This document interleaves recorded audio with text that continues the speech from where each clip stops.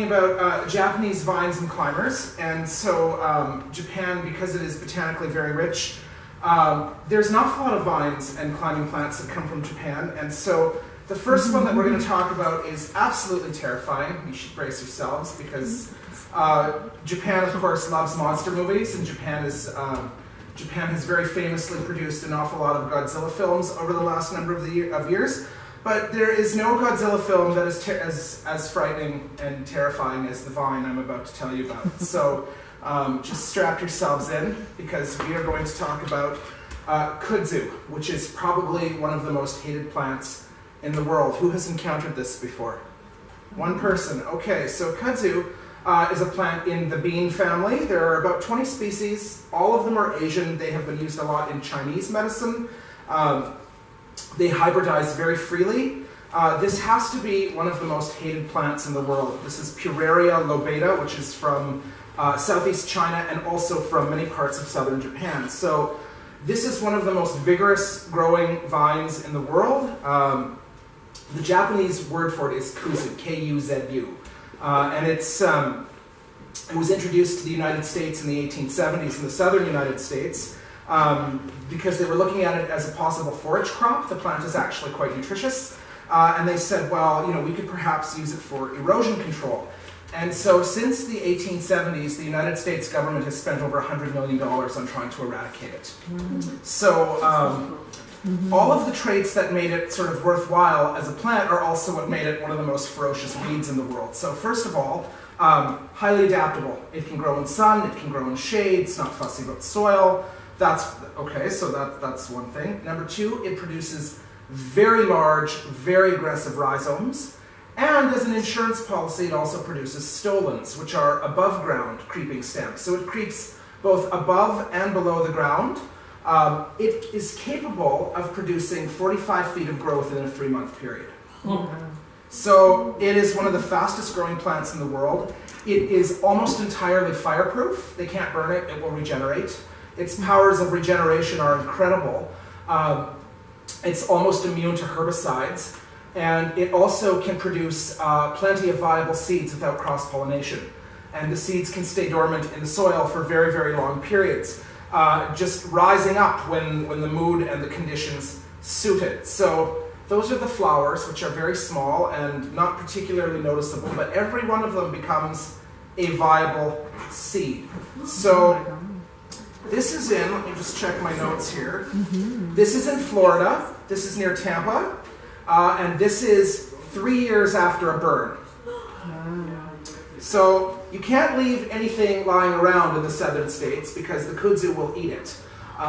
They have destroyed trees, like 50 and 60-year-old trees, by covering them in a season and blocking their light.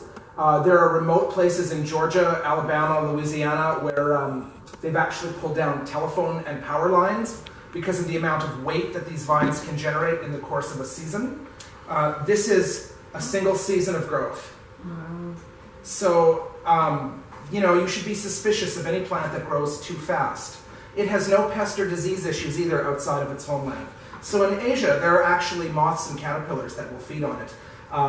But they will feed on other things too if they have that option. So it's not really a good idea to take a moth from that part of the world and bring it over to a new part of the world, because they'll probably eat everything except the intended plant. So, and this is 5 years of growth in Alabama.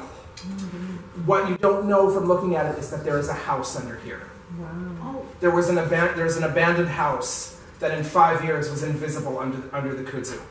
So this is a plant that the United States government spends an awful lot of time on, and it is spreading north and east at an alarming rate.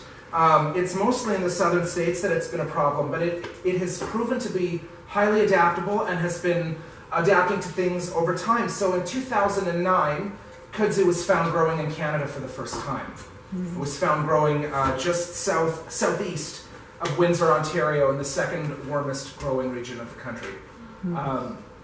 So if climate change ever accelerates to the point that kudzu can actually survive in Alberta, we'll have to move. We won't even have a choice. There's nothing to be done for it. So a lot of people are surprised to learn that the Japanese have done more breeding work with morning glories than any other group of people in the world. In a lot of In a lot of Japanese poems and stories, the morning glory is symbolic of summer. And so they have done quite a lot of them over the years. Most of us think of morning glories as being either blue or white. And the Japanese have come up with some very interesting ones. This is Cameo elegans, which is prized not only for the flowers, but also for the variegated foliage, which is unusual. This one, this is chocolate. And chocolate is also sold as rose silk, and I don't quite know how to describe the flowers because they're not quite rose and they're not quite red. They're sort of a dull, like the color doesn't come out quite right here, but it's not quite red, but it's not quite pink. It's quite nice. So this one I'm kind of losing my mind about because this one I'm dying to grow. This is Kikyo Snowflakes. And I've not seen it available for sale in North America yet, but this is making all the rounds in the Japanese horticultural trade shows. And it's probably been on the market for about 5 years in Asia, and I don't think I can successfully live as a person without this. So I have to get a hold of this morning glory because it really, really does look like a snowflake. Like, look at this. What, like, is there anything really not to love about this?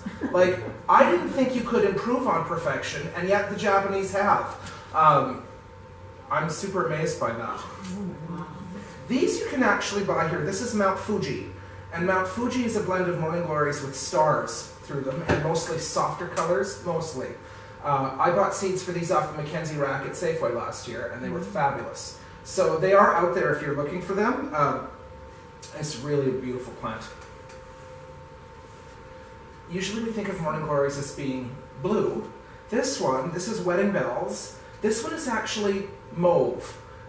It's a really light purple. It's an unusual color for an annual vine. And the flowers are very large. Like, they can produce flowers up to 4 inches in diameter. So it's going to be more available in the next couple of years. But you can see it is distinct from the old-fashioned morning glories, that the flowers are quite big, and they are an unusual shade of very soft blue purple. So, and this one I did see in Vancouver last year, actually. And then this one, this is Wisteria Girl. And Wisteria Girl is very large flowers and this lovely, soft, rain-washed lavender blue. Wisteria Girl is actually named for a very famous Japanese dance, and it refers to of course, the reason Wisteria Girl was chosen as the name is because of the way that the vines twist and turn, very much like the dance of the Wisteria Girl. So most of us are familiar with kiwi fruit. And kiwi fruit is actually really funny because there are 55 species of kiwi fruit, and every single one of them is Asian, which is, that's not the funny part. Actinidia deliciosa is the fuzzy kiwi fruit that you buy at the grocery store, and for decades and perhaps even centuries it was known as Chinese gooseberry. There are very few climates in which kiwi fruit does well. So Southeast China is one of them. There's some parts of Chile, a few parts of California, and of course New Zealand. And so when New Zealand started actually growing these in the 1940s and 50s, they were very successful, and they said, well, we have to market this to the world, but we cannot call a product of New Zealand Chinese gooseberry.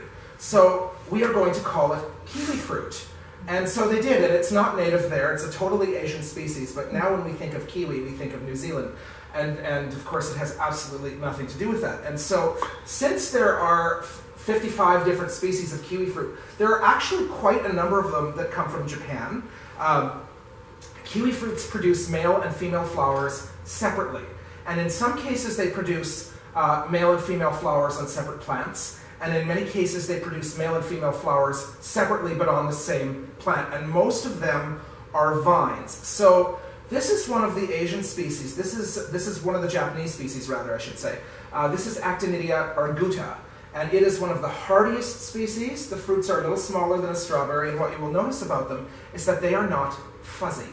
So you just eat them like a grape. I've actually seen them for sale occasionally at farmers markets and even at Safeway in the little plastic clamshells like they do for blackberries and blueberries, and they're sold often as kiwi berries. But so this is a Japanese species that had a lot of potential for breeding, and that's exactly what they've done with it, because it's actually one of the hardier species, and so we'll get to that in a moment. So This is one that you may have also seen. This is actually in the nursery trade quite a lot.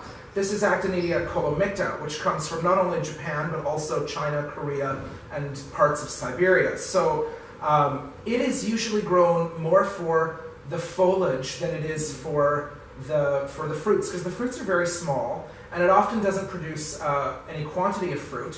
And usually the male plants have the best variegation, and so on a really well-established plant, once they get to be about 4 or 5 years old, if your kiwi is a male, they often start to produce these dramatic pink and white splashed leaves. So Arctic Beauty is the cultivar of it that's usually grown, and it is hardy in Alberta. You can actually buy that here occasionally.